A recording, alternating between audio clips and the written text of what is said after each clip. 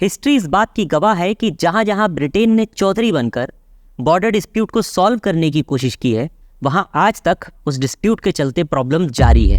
चाहे वो middle east में स्काई पिकेट लाइन हो जो कि ईरान इराक बॉर्डर है, या रैडक्लिफ लाइन हो जो इंडिया पाकिस्तान बॉर्डर है, या मैकमेहन लाइन हो जो इंडिया और चाइनीज ऑक्यूपाइड तिब्बत बॉर्डर है। तिब्बत में अपने ट्रेड इंटरेस्ट को सिक्योर करने के लिए ब्रिटेन उसे रशियन इन्फ्लुएंस से दूर रखना चाहता था, और इसी इंटरेस्ट के तहत 1914 में ब्रिटेन, चाइना और तिब्बत के बीच एक हिस्टोरिक कन्वेंशन हुई, द सिमला कन्वेंशन। इस कन्वेंशन के तहत इंडिया और तिब्बत के बीच एक हिस्टोरिक बॉर्डर लाइन फिक्स की गई जिसे हम द मैकमेहन लाइन के नाम से जानते हैं। पर चाइना मैकमेहन लाइन को इंटरनेशनल बॉर्डर नहीं मानता। इंडिया और चाइना के बीच 1962 वॉर हो, या तवांग का मसला हो, या अरुणाचल में चाइनीज एग्रेशन हो, इन सभी कॉन्फ्लिक्ट्स की शुरुआत इस कन्वेंशन से शुरू होती है।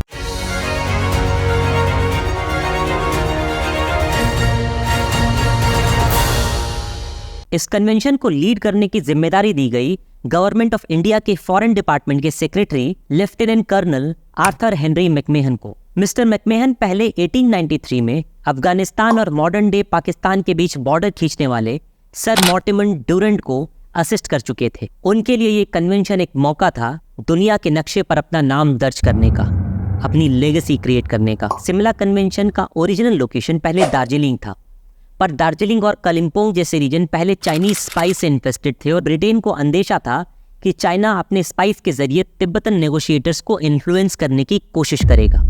इसीलिए लास्ट मिनट पे इस कन्वेंशन का लोकेशन चेंज कर उसे शिमला कर दिया गया। इस कन्वेंशन में चाइना को रिप्रेजेंट कर रहे थे गवर्नर इवान चैन, तिब्बत को रिप्रेजेंट कर रहे थे प्राइम मिनिस्टर लॉन्चेन सात्रा, और ब्रिटेन की तरफ से लीडरशिप थी हेनरी मैकमेहन के हाथ में।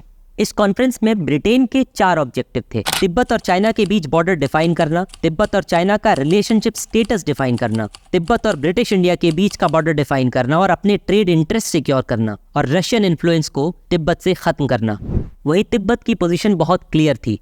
उनकी डिमांड थी तिब्बत को इंडिपेंडेंट स्टेट रिकॉग्नाइज किया जाए। ब्रिटेन के साथ ट्रेड रिलेशन में चाइना का कोई इंटरफेरेंस ना हो। कोई भी चाइनीज ऑफिसर, एम्बेसडर या सोल्जर बिना तिब्बतन गवर्नमेंट के परमिशन के तिब्बत में एंटर ना कर सके। दलाई लामा के पास अपने सक्सेसर्स और अपने बाकी लामाओं को सेलेक्ट करने की पूरी अथॉरिटी हो, और साथ ही पीपल, प्रॉपर्टी, मोनास्ट्रीज के डिस्ट्रक्शन के बदले चाइना एक लमसम कॉम्पेंसेशन तिब्बत को पे करे। और इन डिमांड्स के सपोर्ट में तिब्बतन नेगोशिएटर लॉन्चेन सात्रा ने कई हिस्टोरिकल डॉक्यूमेंट्स को एज अ प्रूफ सामने रखा, जिसमें 7वीं सेंचुरी में साइन की गई चाइना और तिब्बत की ट्रीटी भी थी, जिसमें चाइना और तिब्बत का बॉर्डर्स क्लियरली डिमार्केटेड था। जवाब में तिब्बत के सारे डिमांड्स को चाइना ने आउटराइटली रिजेक्ट कर दिया। क्या मतलब है आपका? और साफ कर दिया कि तिब्बत पर फिजिकल, पॉलिटिकल और हिस्टोरिकल अधिकार सिर्फ चाइना का है। पर अपने क्लेम्स को सपोर्ट करने के लिए चाइना ने कोई भी concrete historical document as a proof present नहीं किया। चाइना का क्लेम था कि चाइना का तिब्बत ऑक्यूपेशन मंगोल डायनेस्टी यानी 13वीं सेंचुरी से है, इसीलिए ये ऑक्यूपेशन जस्टिफाइड है। चाइना का एक आर्ग्यूमेंट ये भी था कि 1717 के बाद चाइना ने कई बार तिब्बत को मिलिट्री सपोर्ट दिया है, और इसलिए तिब्बत पर उसकी सोवरेनिटी साबित होती है। Just because you help somebody doesn't mean that you get the right to rule over it. ये बड़ी अच्छी बात कही आप। तिब्बत एविडेंस प्रोड्यूस कर रहा था और चाइना सिर्फ रिटोरिक। तिब्बत ने अपने क्लेम के सपोर्ट में 90 हिस्टोरिकल डॉक्यूमेंट्स प्रेजेंट किए, जिसमें हजारों साल पुरानी ट्रीटीज, पिलर के इंस्क्रिप्शंस और उनके ट्रांसलेशन सब कुछ मौजूद थे।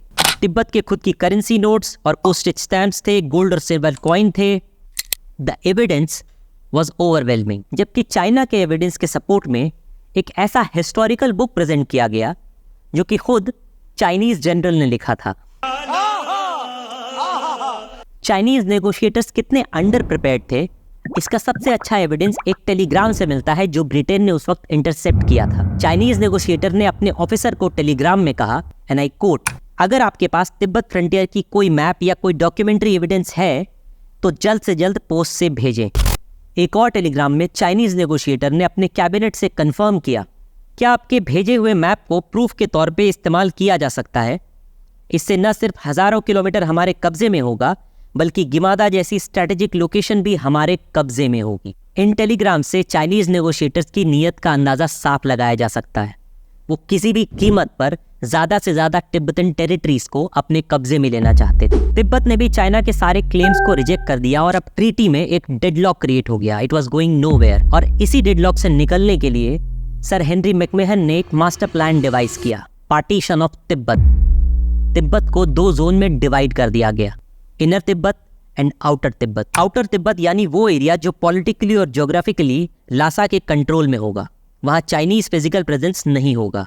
और इनर तिब्बत यानी वो एरिया जहाँ दलाई लामा का सिर्फ स्पिरिचुअल कंट्रोल होगा, जहाँ चाइनीज अपनी एम्बेसी बना सकती है और ज़रूरत पड़ने पर आर्मी भी भेज सकती है, मगर वो फिर भी चाइनीज प्रोविंस नहीं होगा।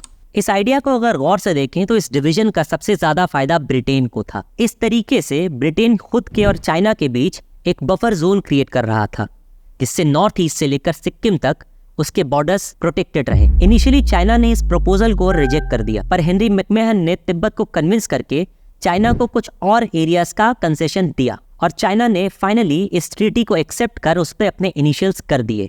पर बाद में इनिशियल करने के बावजूद चाइना इस ट्रीटी से बैक आउट कर जाता है। इसके 2 कारण थे। चाइना को लगा कि अगर वो इस ट्रीटी पर साइन करता है तो उसके हाथ से आधा तिब्बत निकल सकता है। फर्स्ट वर्ल्ड वॉर का खतरा दुनिया पर मंडरा रहा था। ब्रिटेन और जर्मनी के बीच कॉन्फ्लिक्ट एस्केलेट हो रहा था। चाइना को पता था कि जैसे ही कॉन्फ्लिक्ट बढ़ा, तिब्बत ब्रिटेन का फोकस नहीं होगा और चाइना को तिब्बत से अकेले डील करने का मौका मिल जाएगा। और एग्जैक्टली यही हुआ। फर्स्ट वर्ल्ड वॉर शुरू होते ही तिब्बत ब्रिटेन की किताब का एक फुटनोट बनकर रह गया। इंपीरियल एम्बिशंस के सामने तिब्बत जैसे छोटे से देश की बलि चढ़ा दी गई।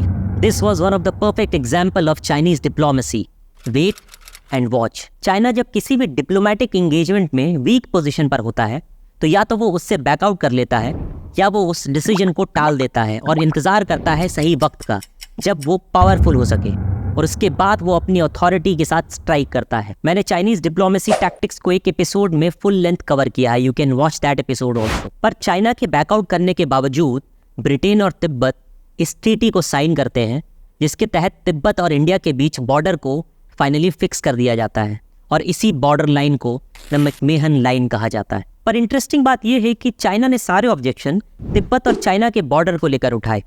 उसने कभी भी इंडिया और तिब्बत के बॉर्डर पर कोई ऑब्जेक्शन रेज नहीं किया।